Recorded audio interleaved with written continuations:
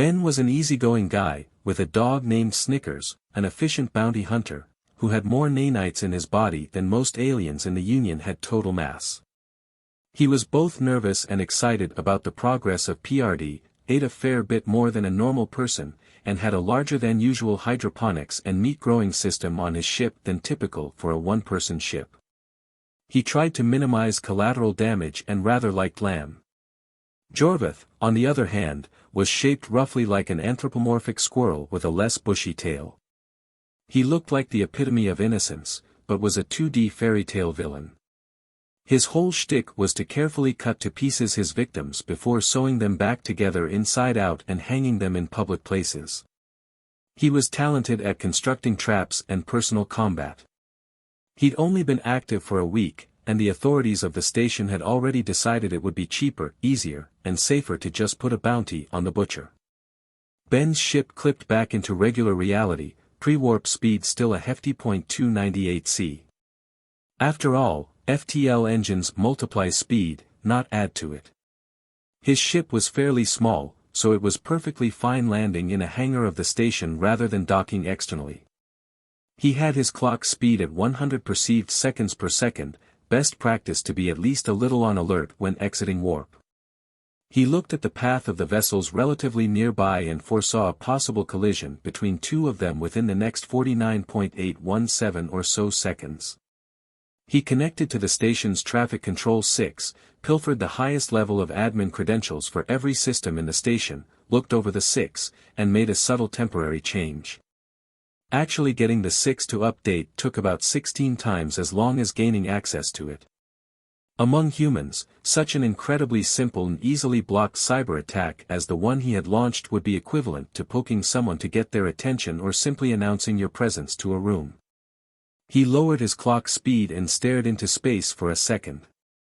In actuality, the remaining 49.812 seconds from when the hypothetical collision would have taken place passed. The two vessels passed by each other ever so slightly more distantly than they would have otherwise, and a short while thereafter Ben pulled into a hangar, resetting his clock speed to his default of 2:1. With augments and more importantly, careful gravity manipulation allowed him to casually ignore the extent of the deceleration.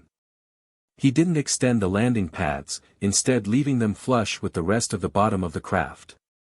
If he were to try to put the weight of the ship in the local gravity onto the station over an area of only the landing pads, he would cause a not insignificant amount of damage.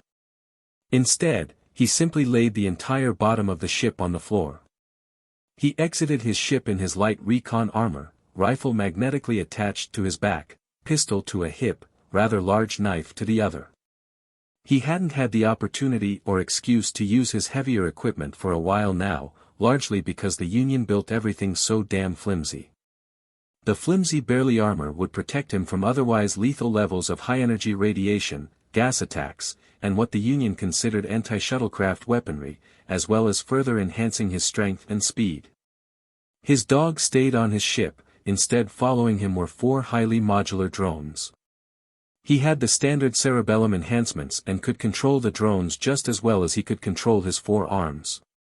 In this case, the drones were equipped for the 0.8 G moderately dense atmosphere environment of a Union station. They each had 4 propellers, a variable power magnetic acceleration machine gun with a high-end cycling hydropneumatic recoil system, an electrolaser that used a laser to ionize a channel of gas before sending an electric shock down said channel, and a canister of foam cuff.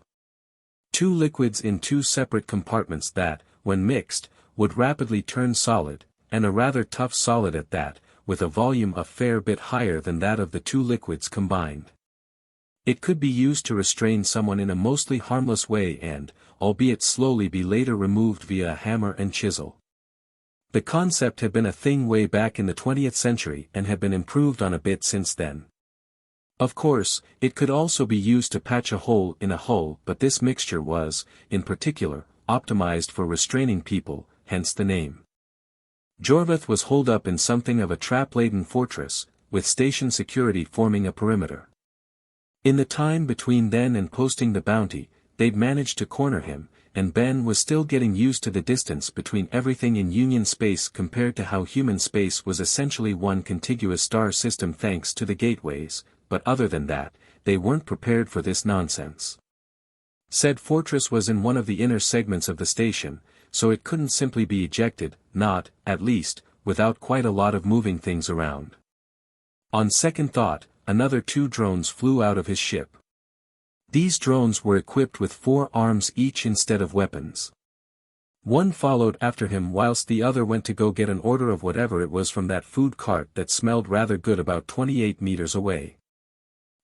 He thought, alien fish and chips. He didn't bother to check it for toxins before folding back his helmet and plowing into it, as if anyone managed to poison him, he'd nominate them for a Nobel Prize in chemistry.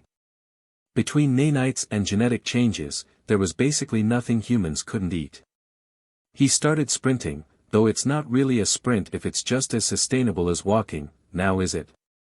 Towards the fortress of Jorvath, having already looked on the station's security cameras for any ambushes there may be lying in wait for him or any other such annoying things. There was a small crowd blocking his way, but thankfully the walls of an immediately nearby structure were just barely sturdy enough he could run on them without permanently deforming them long enough for him to vertically bypass the crowd. He heard someone muttering about humans being crazy. He noticed a cleaning drone that was broken down and sent one of his manipulatory drones to look it over. He had his ship start fabricating the replacement part, only briefly glancing over the schematic. It's always possible that the metadata of it included altering the schema to build a nuke if used at the exact right time or something like that, but it was from a trusted and well-known uploader and it had been on the site for nearly 3 years. The odds of nobody noticing something off about it by then if there was anything to notice was basically 0. His ship's fabricator was only 20 meters across, it wasn't exactly a big ship, but it was still a fabricator. The arms and nanites could manufacture more or less anything so long as the raw resources were available, even as unrefined or melted together clumps of blown-up ships, even if they had to build facilities to build the final product. He set another drone inside his ship to repair the cleaning drone when the part was ready and put the issue out of his mind. Not that long later, it wasn't a very large station after all, and he was coming up on the perimeter when a station security guard tried to stop him, for all of 2 seconds before he metaphorically bludgeoned their tablet with his bounty hunting license, personal armament license, spacecraft armament license, limited commandeering license, and several others. He set his clock speed to 10:1. 2.6:1 was more or less the safe limit for permanent use, but 10:1 was just fine so long as it wasn't used for more than say 15 minutes at a time. He stepped past the perimeter and was immediately under attack by 3 rocket launchers. Charming, he snarked in his head, is that any way to treat your guest? 3 drones fired a single round, and 3 explosions followed, the rockets having barely left their respective barrels. Lower yield than IDVE figured. Stepping into the complex, he walked about 5 meters before placing a shaped charge. Does he expect people to actually go through the hallways he's set up? Seriously, he has a heartbeat, it's dead obvious where in this place he is, why the hell hasn't the station security dealt with this clown yet? He walked back 10 meters, and the charge detonated. The resulting hole was rather large. Are you insane? Why'd he rig up a sound system? Possibly, though if I am, that's kinda pot calling the kettle black in it. What's your point? Who uses explosives that large at that proximity? Jorvath's voice had a nervous chittering undercurrent. I take it you've not met many humans. It was several more explosives later that he was getting close enough for his armor to pick up on Jorvath's fear pheromones. You know, you smell kinda like mint when you're scared. I don't particularly care for mint ice cream, I prefer Dutch chocolate flavor. What's your favorite ice cream? Pretty sure the stuff's biocompatible with your species. Pistachio. Now leave, you crazy donkey, I have hostages. Ha. No, you don't. Only one heartbeat in this place. Sure, you could have a human hostage, someone else with a continuous flow heart and lungs, except your voice isn't bouncing off of anyone in the room you're in. You needn't be bothered with the speakers, you know, all they're doing is making clear that the sound from them isn't bouncing off of anyone in any other room in here. This armor is pretty thin, but it has good sensors built into it. Jorvath was silent for a moment whilst Ben placed another charge. Only another 2, and he'd be to him. You won't take me alive. This time the speakers were off. You're only worth a bit more brought back alive than dead. If you want to die now, fine, I'll just bring back your head or something. Ben contemplated for a second. You know, you're much calmer than the last fellow I dealt with. A wet thwack resounded throughout the complex. Ben stepped over the threshold, his drones flanking him, guns at the ready. The room was dark, save for the faint glow of emergency lights casting eerie shadows on the walls.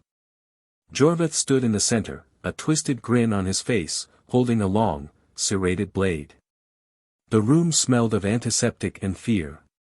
Last chance, Jorvath. Surrender, and I'll ensure you're handed over to the authorities in one piece, Ben said, his voice steady and cold. Jorvath laughed, a high-pitched, almost manic sound. Do you really think you can take me down, human? I've killed dozens of your kind. Ben shrugged. I've taken down worse than you. Without warning, Jorvath lunged forward, his blade aimed at Ben's chest. Ben sidestepped effortlessly, his recon armor enhancing his reflexes. He delivered a swift kick to Jorvath's side, sending the alien crashing into a table filled with surgical tools. Is that all you've got? Ben taunted, his drones hovering menacingly. Jorvath snarled, scrambling to his feet. He pressed a button on his wrist, and the room was suddenly filled with a deafening alarm. The walls started to shift, panels sliding to reveal hidden compartments filled with deadly traps. Ben's drones immediately went into action, firing at the traps and disarming them before they could activate. Ben himself advanced on Jorvath, his movements a blur. He delivered a series of punches and kicks, each blow landing with precision. Jorvath tried to fight back, but it was clear he was no match for the enhanced human. Ben's drones provided cover, their weapons keeping any remaining traps at bay. Within minutes, Jorvath was on the ground, his blade knocked away, and his body battered and bruised. You're done, Ben said, breathing heavily. He cuffed Jorvath with a set of restraints designed specifically for the alien species. As he dragged Jorvath out of the fortress, station security personnel finally arrived, their weapons drawn. They looked at Ben with a mixture of awe and fear. Take him to the brig, Ben ordered, handing Jorvath over. And next time, try to handle your own problems. The security personnel nodded, too stunned to speak. Back on his ship, Ben debriefed with Snickers, the dog lounging lazily on the couch. He reviewed the mission's success, analyzing every detail to improve his tactics for the next bounty. He knew there would always be another one. He fed Snickers, the dog wagging his tail happily. The ship's AI chimed in, informing Ben of a new bounty posted on the Union network. He glanced at the details, noting the location and the target. Looks like we're headed to the outer rim, he said to Snickers. The dog barked in response, ready for the next adventure.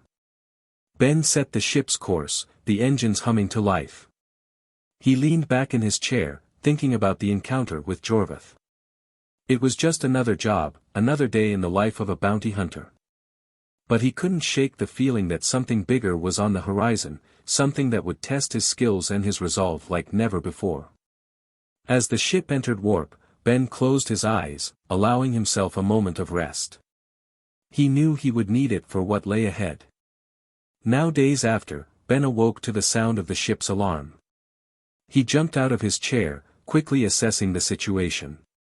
The ship's AI informed him of an unauthorized access attempt at the Union's central database.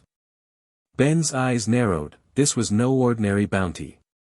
He connected to the Union network, bypassing security protocols with ease. The data he uncovered sent chills down his spine. A new faction was rising, one with advanced technology and a ruthless agenda. They were targeting key figures within the Union, and their next target was a high-ranking official on a remote planet. Ben knew he couldn't do this alone. He sent out a distress signal to other bounty hunters, rallying them for the mission ahead. He would need every bit of help he could get to take down this new threat. As the ship sped towards its destination, Ben prepared for the battle to come. He upgraded his drones, ensuring they were ready for combat. He trained rigorously, pushing his body and mind to their limits. The final confrontation was inevitable, and Ben was determined to emerge victorious. He would stop at nothing to protect the Union and its citizens, even if it meant risking his own life. As the planet came into view, Ben steeled himself for the fight. He knew this would be his toughest mission yet, but he was ready.